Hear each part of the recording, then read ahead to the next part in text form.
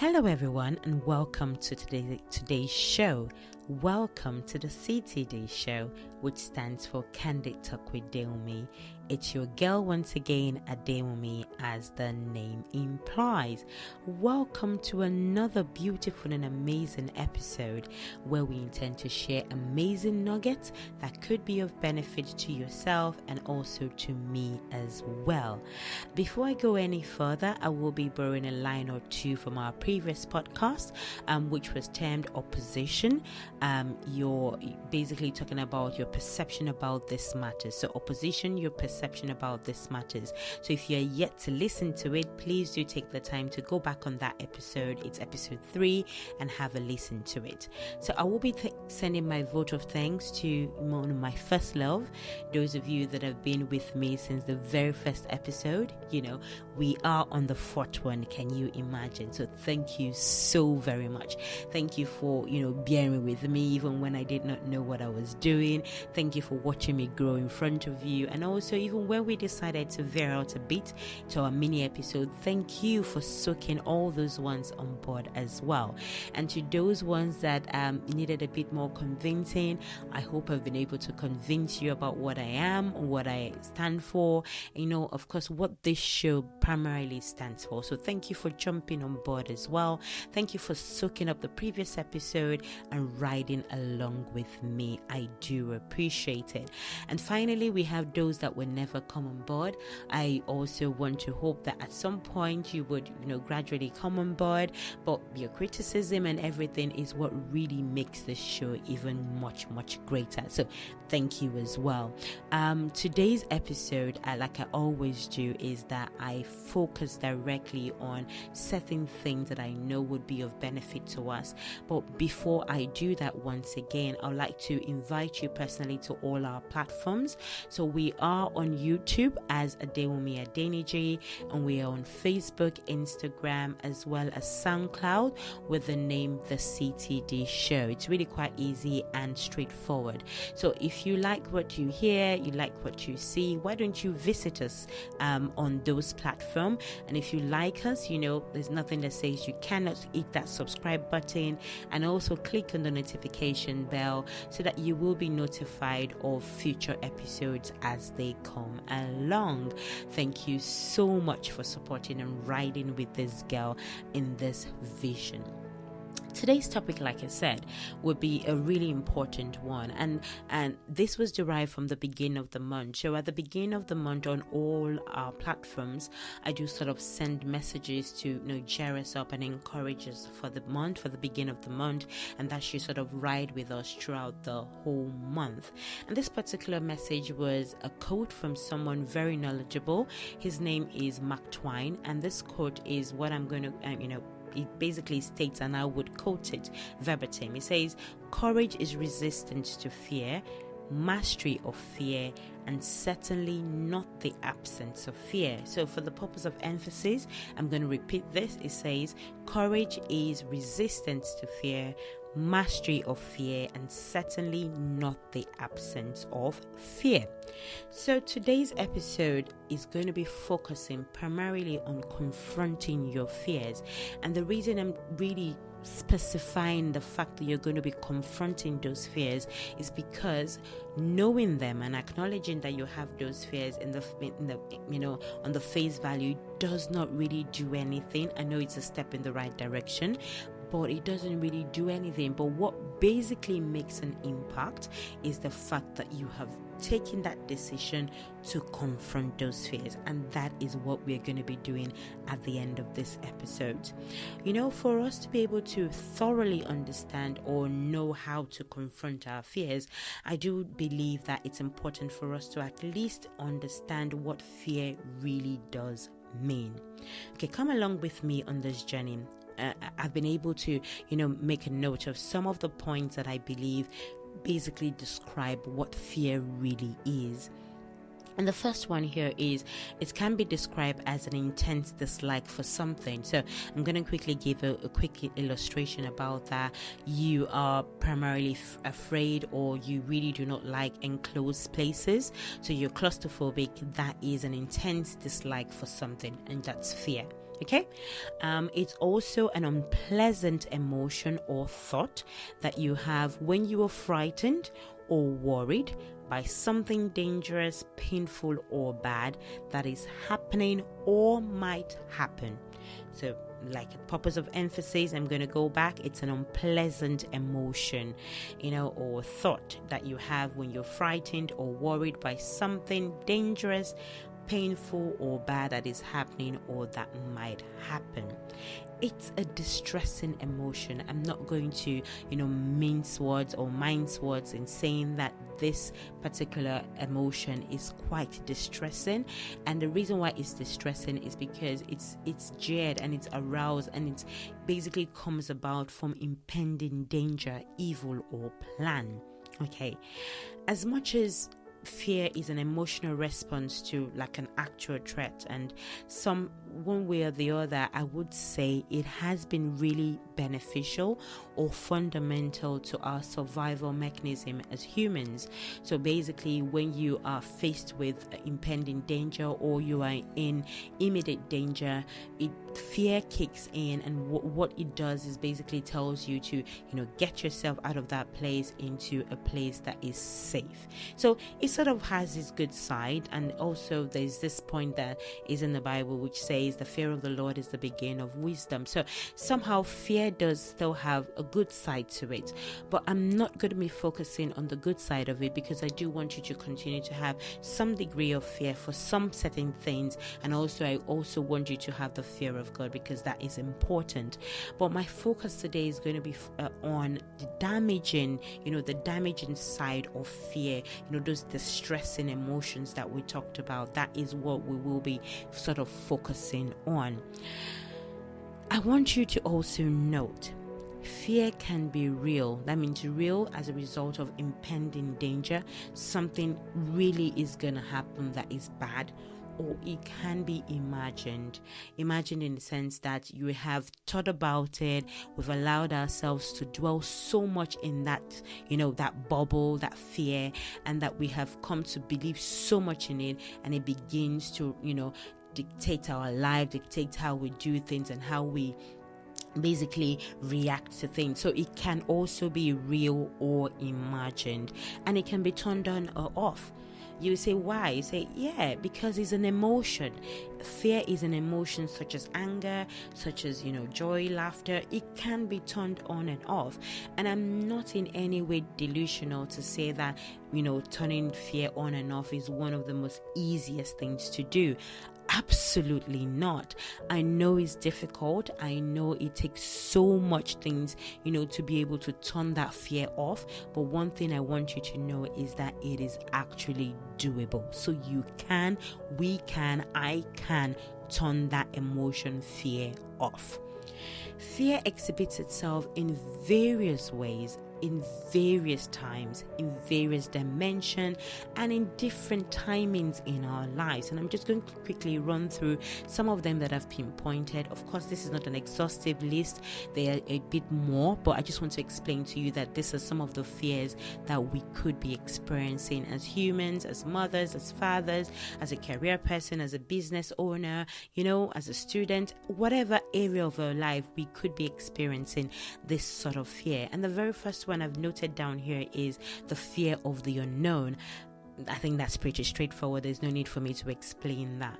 There's also the fear of starting out or launching out. And I'm going to sort of explain this a bit more, because this has been one way or the other something that has sort of limited a lot of people in relation to experiencing joy, satisfaction. So some people might have all the ideas in their head.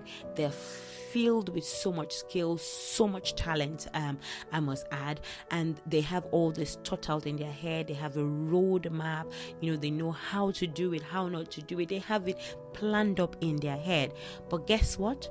The world cannot experience it, neither can they benefit from it, because of this fear, the fear of starting out or the fear of launching out. It is quite crippling and it's limiting. Okay, we have the fear of past failures and future failures. So you might have or could have failed in various aspects of your life in the past. in the past. It is in the past, and it will remain in the past. As much as sometimes what we do in the past sort of has an effect on what we do in the present or in the future, but trust me, every day is a better day, a new chance to do things better. So remember that those failures were in the past, and it does not necessarily determine that you would fail in the future or presently. Okay, there is a fear of rejection. I know a lot of people that have experienced this. I have experienced this as well. The fear that you have been doing things and you've just been constantly being rejected, and somehow it starts to play up in your mind that you're not good enough, you're not able to do it. This is a fear that we really need to break out from. We also have the fear of refusal or denial. It sort of sits alongside with rejection. So there's no need for me to explain that even further. We have the fear of sustenance, and some people may say, why are you adding this particular one? And the reason I'm adding this is because it's really quite crucial, because apart from you starting out, there's something that has to sustain you where you are. So even if it's in your marriage, you need something to sustain you. And some people have that fear that, can I sustain this? Can I sustain this?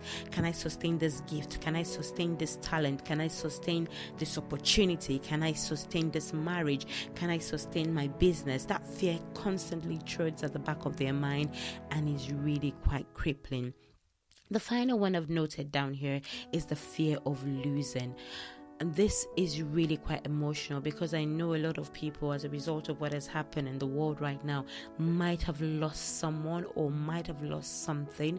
And as a result of this continues to play at the back of their mind. You know, the fear of losing this, the fear of losing that, the fear of losing someone close to you, the fear of losing what you started, the fear of losing your wealth, your intellect, you know, everything. That fear is really quite crippling, and we will be free from them all completely. So my point today is, we have come to understand what fear is. We know certain degrees of how fear exhibits itself in our lives. So how do we deal with this fear? And I'm going to take you back. You know, at the beginning, I talked about the quote from Mark Twain. We talked about courage, mastery, and said something about certainly not the absence of fear. Okay, so what is courage? Courage refers to the ability to do something that frightens you. It can be described as bravery. So that particular thing that frightens you, remember that fear is an emotion. It's it's an emotion, a distressing emotion that comes from being frightened or worried. So the courage to be able to do something from that state is what courage is. What is mastery? Mastery is comprehensive knowledge or skill in a particular subject or activity. But my key point here, why I'm talking about mastery, is that it also means taking control or superiority over something or someone. So fear cripples you, fear limits you. But having the mastery of fear basically means you are handing over control back to yourself. You are telling fear to its face that I know you are there, I know you're here, but you are not going to limit me anymore. That is basically what we are saying. So what are the practical steps that we can, basically do to combat and deal with fear?